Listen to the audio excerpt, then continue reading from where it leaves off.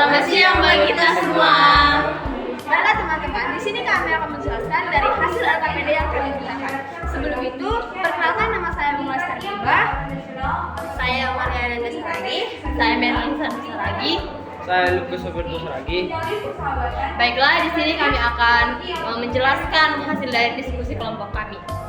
Jadi hasil dari diskusi kami, barang-barang produk negara lain yang ada di sekitar kami. Yang pertama, mobil Triton dari Jepang. Yang kedua, handphone Realme dari Cina. Yang ketiga, jam tangan Mirage dari Jepang. Yang keempat, handphone Samsung dari Korea Selatan. Yang kelima, handphone iPhone dari Amerika Serikat. Yang keenam, minuman Coca-Cola dari Amerika Serikat. Yang ketujuh, Infocus Acer dari Tiongkok Selatan. Yang ke-8, laptop Lenovo dari Cina. Yang ke-9, Adidas dari Jerman. Yang ke-10, Rice Cooker Miyako dari Indonesia. Baiklah teman-teman, pertanyaannya selanjutnya ialah uraikan bagaimana cara kalian melakukan pengamatan tersebut. Jadi teman-teman, cara kami untuk melakukan pengamatan tersebut ialah kami melakukan pengamatan dengan cara mencari barang-barang yang ada di sekitar kami yang diproduksi oleh negara lain. Itu tidak dapat kami ditemukan langsung. Kami itu menemukan beberapa barang yang kami tidak ketahui dari negara mana. Jadi ada kesulitan yang kami hadapi dalam menemukan barang itu berasal dari negara mana karena kami tidak mengetahui itu berasal dari negara mana. Jadi solusinya yang kami ambil ialah kami mencari tahu dari internet barang itu tadi berasal dari negara mana. Yang ketiga ada apakah barang yang kalian temukan kebanyakan berasal dari negara lain dan kenapa barang tersebut tidak bisa dihasilkan di dalam negeri. Ya, kami lebih banyak menemukan barang yang berasal dari negara lain. Kenapa? Karena keterbatasan sumber daya dan teknologi. Tak hanya itu, karena belum maksimalnya pengembangan SDM dan biaya produksi lebih tinggi di dalam negeri. Jadi bukan tidak ada yang laju pertumbuhan ekonomi paling tinggi. Berdasarkan data di atas, laju pertumbuhan ekonomi pada tahun 2023, Korea Selatan 1,5%, Cina 5,2%, Amerika Serikat 2,1%, dan Jepang 1,3%. Sehingga laju pertumbuhan tertinggi adalah negara Cina. Yang ketiga yaitu carilah pada sumber yang relevan mengenai data produk domestik bruto atau PDB tahun terbaru. Kemudian hitunglah laju pertumbuhan ekonomi di Indonesia berdasarkan data tersebut dan bandingkan dengan laju pertumbuhan ekonomi periode sebelumnya. Jadi teman-teman kami mendapatkan data dengan cara men-scan barcode yang diberikan oleh guru kami. Dan dari hasil perhitungan kami mendapatkan bahwa laju pertumbuhan ekonomi di tahun 2023 adalah 0,039%. Dibandingkan dengan tahun 2022 sebanyak 0,11%. Kesimpulan yang dapat kami ambil adalah laju pertumbuhan ekonomi pada tahun 2023 mengalami penurunan sebesar 0,001%.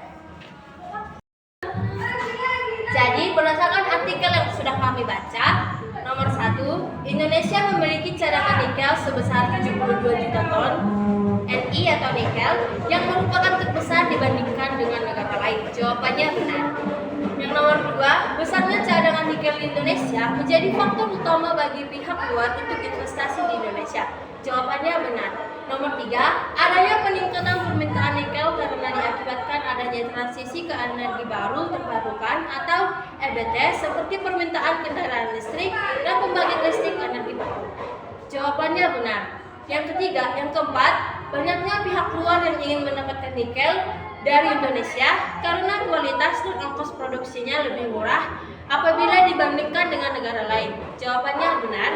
Yang kelima, meskipun pasokan nikel di pasar global mengalami penurunan, akan tetapi pasokan nikel di Indonesia mengalami peningkatan besar sebesar 140%.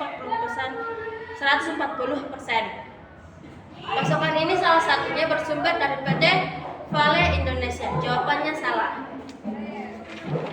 Jadi di sini saya juga akan melanjutkan pertanyaan dari teks yang kami baca. Jadi pertanyaan yang pertama, mengapa dunia menggunakan pasokan nikel di Indonesia?